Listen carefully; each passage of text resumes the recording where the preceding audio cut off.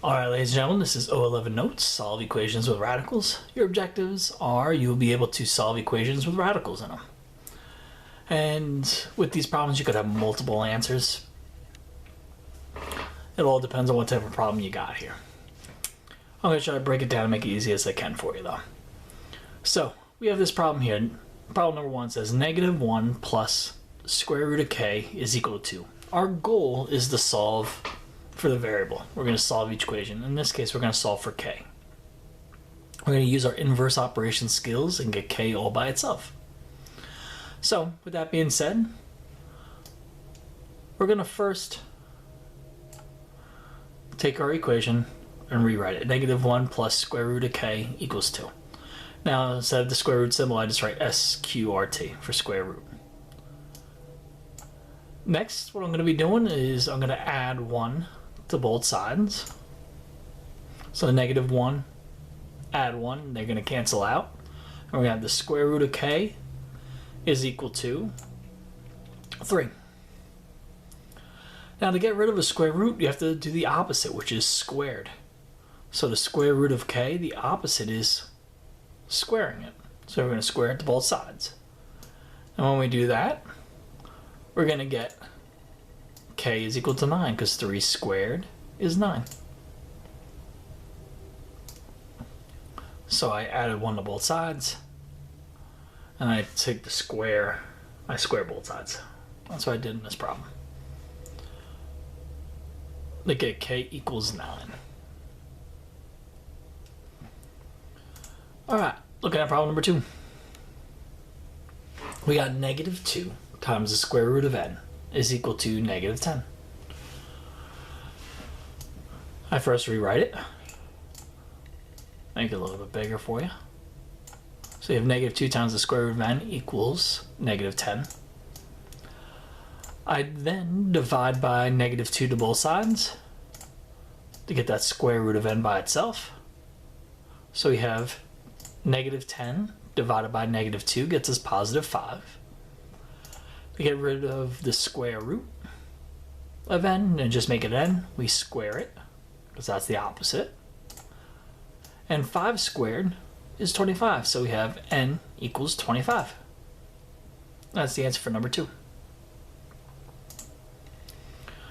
Here's problem number 3. We have 2 plus the square root of 50 equals 12. So what I'm going to do first, I rewrite it. I then subtract 2 from both sides. So the square root of 50x is all by itself. On the left hand side, to get rid of the square root, I square both sides. So we get 50x is equal to, well, 10 squared is 100. We then divide by 50 to both sides.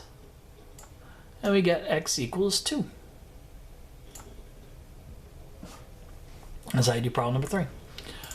Problem number 4. We have 7 equals the square root of n plus 6. So what I'm going to do first, I rewrite it. 7 equals square root of n plus 6. I subtract 6 from both sides, so I get 1 equals square root of n. I square both sides. 1 squared is 1.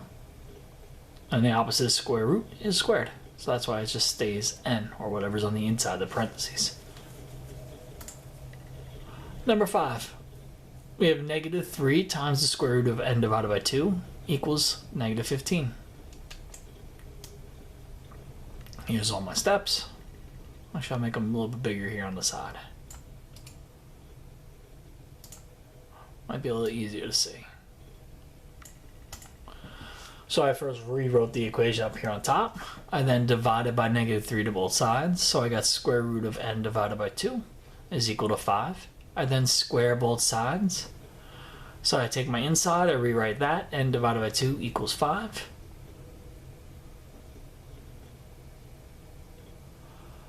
Now, 5 squared is 25. So I forgot the little typo. There's always going to be 1 or 2 typos. 25, and then 25 times 2, that's going to get us 50. So n equals 50. Alright, looking at this one, we have -5 is equal to -8 plus 9, the square root of 9a. That's our problem. Here's my work. This is the same work I want you to show in your papers. At first I want to get that square root of 9a all by itself. So I add 8 to both sides, so I get 3 equals square root of 9a. The opposite of square root is squared, so I square both sides. 3 squared is 9. Square root and squared, they're opposites to one another, so I just take the inside, 9a, and I rewrite it. So 9 equals 9a. I divide by 9 on both sides, and I get a equals 1.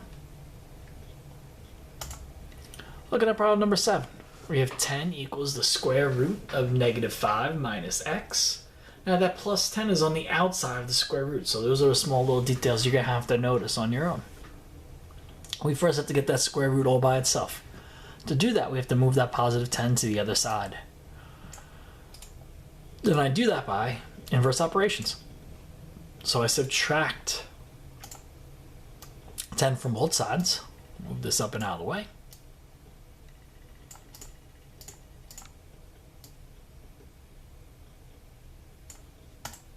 I subtract 10 from both sides, so I get 0 equals square root of -5 minus x. I square both sides. 0 squared is 0.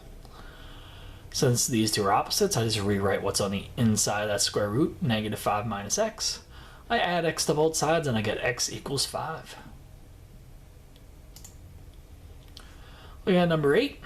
We have 13 equals the square root of n divided by 3 plus 7. So that plus 7 is on the outside of the square root. So I have to first subtract 7 from both sides,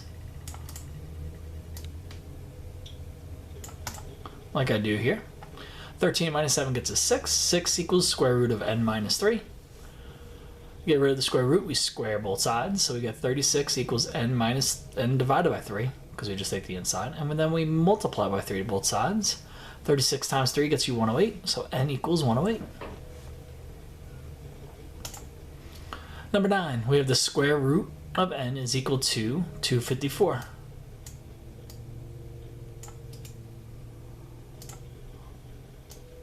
To get rid of that square root, we square it.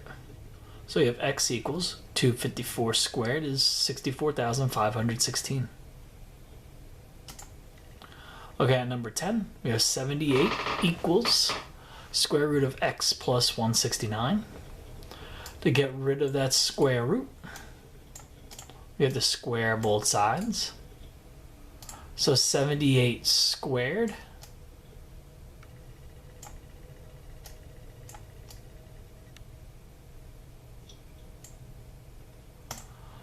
gets you 6,084.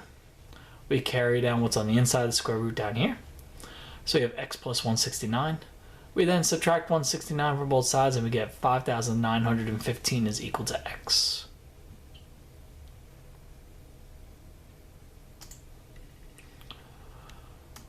Alright, number 11. This one's a little bit tougher because we now have a square root on both sides of that equal sign. So to get rid of that square root, since we have it on both sides and it covers everything, we could actually square both sides first. And when we square both sides first, we just have to write what's on the inside of both those square roots and set them equal to each other. So we square them and we get 2n minus 3 is equal to 17 minus 2n. We add 2n to both sides. We get 4n minus 3 equals 17. We then add 3 to both sides. So we get 4n equals 20. Then we divide by 4 to both sides and we get n equals 5. That one's a little bit of a tough one. A little tougher. Number 12, same story. We have a square root covering up everything on the left side, and we have a square root covering up everything on the right hand side. When we have that scenario, we can actually square both sides first.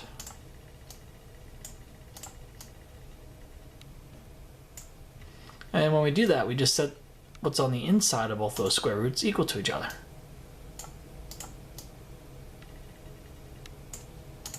So you get 2a minus 12 is equal to 28 minus 2a. Add 2a to both sides, so we get 4a minus 12 equals 28. Add 12 to both sides. We then divide by 4, and we get a equals 10. Looking at number 13, we have the square root of 56 minus n is equal to n. This one's going to be a little bit trickier.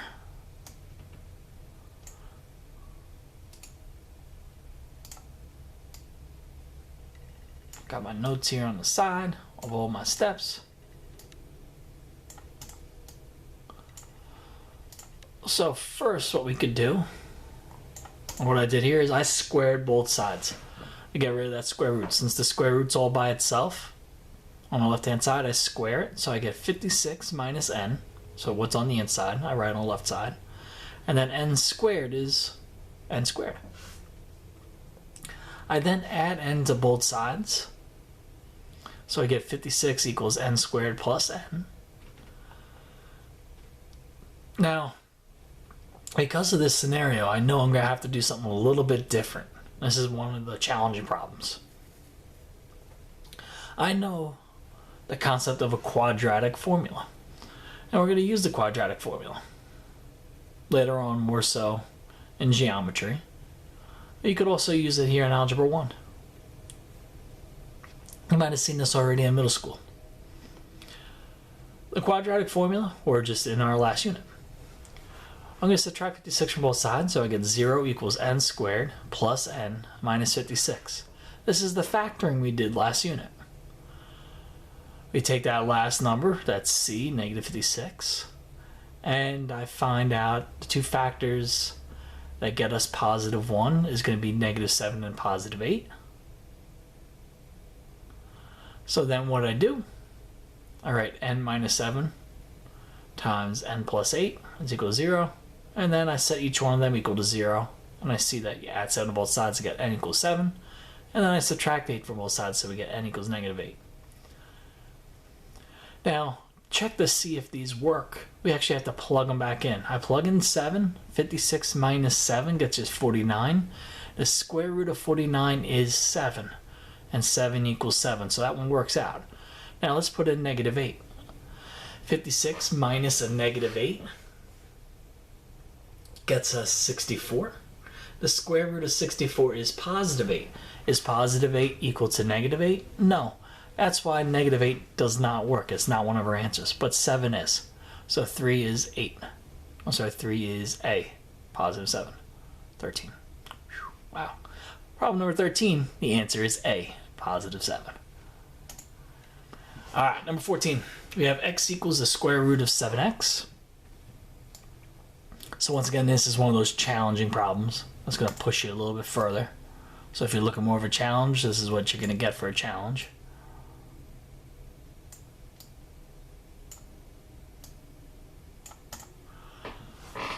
Since we have a square root on that side, we square both sides.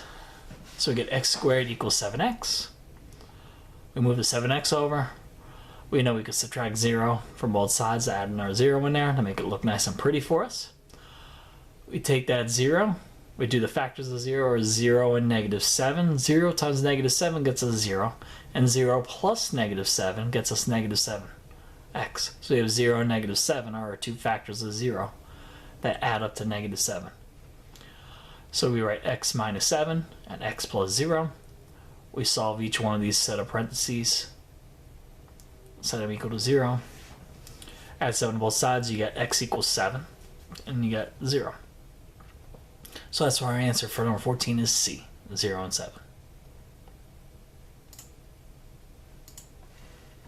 Alright, two more. Here's our problem.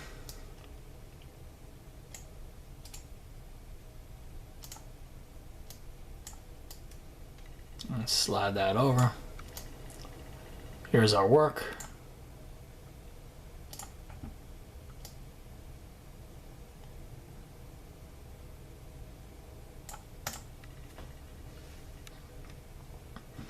Add into both sides, then square it. So you have 4n plus 9. 1 plus n squared is 1 plus n times 1 plus n. We FOIL that out, first outside, inside, last, and we get this scenario. We then combine like terms, so we get n squared plus 2n plus 1 is equal to 4n plus 9. Subtract 9 from both sides. Subtract 4n from both sides, so we get n squared minus 2n minus 8 equals 0. We then do our factoring like we did last unit, and we get 2 and negative 4. So n plus 2 times n minus 4 is equal to 0. We set both of them equal to 0. We get negative 2 and positive 4. We plug in negative 2 and for n. We see that it doesn't work out. We plug in 4 and for n. 4 times 4 is 16. 16 plus 9 is 25. Square root of 25 is 5. 5 minus 4 gets us 1, so 1 equals 1. So our answer here is 4. Why don't you try this problem on your own? You could hit pause. Alright, here's the work for it. You can check your work with the work that's here. Alright, so classwork and your homework. Remember, if you guys have any questions, feel free to ask me. Come to Extra Help. After school, I'll be happy to help you out there. You could also send me an email. I'll be happy to help you out there too. Alright, have yourself a good night. Bye.